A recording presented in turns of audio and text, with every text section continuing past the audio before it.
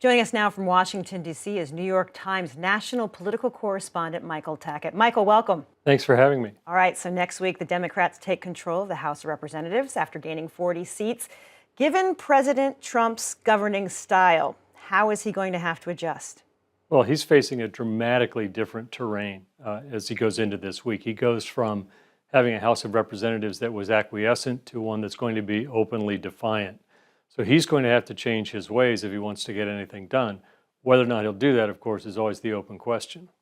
This weekend, Vladimir Putin wrote a letter to Donald Trump, a New Year's letter that said that Moscow is ready to engage in a dialogue on, quote, wide-ranging agendas. What does that mean? Well, I guess you have to be a Kremlinologist to know that for sure.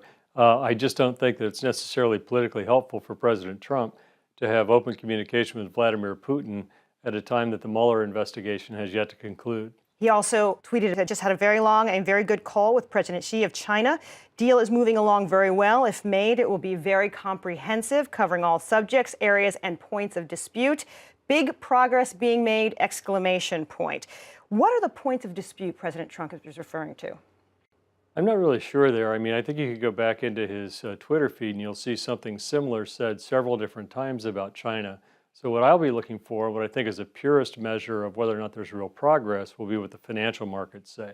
If the financial markets respond very positively, then that will signal that they believe real progress is being made. If not, then that shows some skepticism. These talks are supposed to conclude on March 1st, these talks with China. What happens if no deal is reached?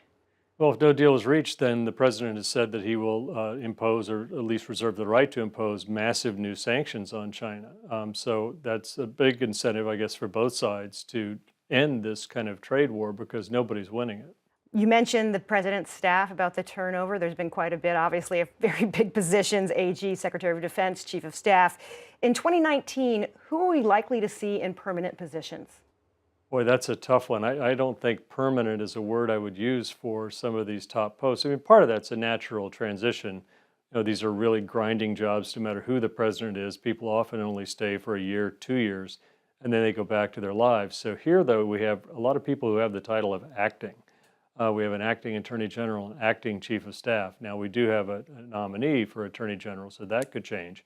And then, of course, the next thing we want to look for is, will Mick Mulvaney take over as a permanent chief of staff?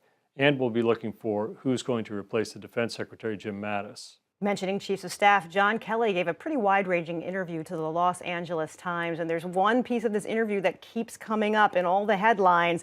It's about the president's wall, the wall he has promised his base and his supporters. And John Kelly said of the wall, to be honest, it's not a wall. That was really sort of remarkable. You know, it's sort of like the old joke about Washington, a gaffe is when somebody tells the truth. And we're sort of in that position right now. I mean, I think what he's saying is the president has said over and over again, at first it was a concrete wall, then it was a different kind of barrier, now maybe it's some sort of steel slats. And really you can't call it a physical wall because most people who have looked at the border know that you can't actually literally put a physical wall all across the border. Nancy Pelosi, of course, sort of mocked this the other day when she said, well, perhaps he'll settle for a beaded curtain.